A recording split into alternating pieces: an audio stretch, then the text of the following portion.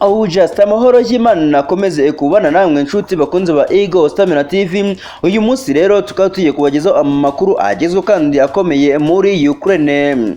Perezida wa Ukraine Volodymyr Zelensky avuga ko abakora iperereza batahuye ibyaha byo mu ntambara birenga 400 mu duce tw'Ikherson twasizwe n'abasirikare b'Uburusiya ubwo bahavaga.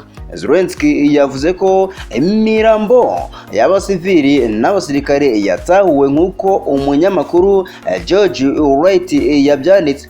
Yavuga ko birashoboka ko ari ubwa mbere ubonye video zacu, byabyiza ukanze subscribe ye ukamanuka gato ukakanda no kunzogera kugira ngo utazigera ucikwa n'amakuru tuba twaguteguriye umunsi ku wundi. Ikaze.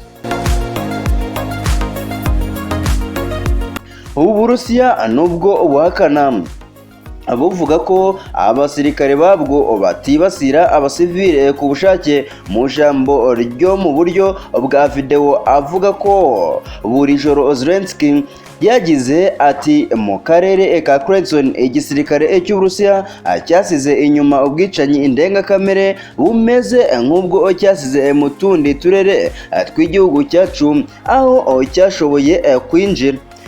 Tuzagera kuri buri mwicanyi kandi tumushyikirize ubutabera nta gushidikanya.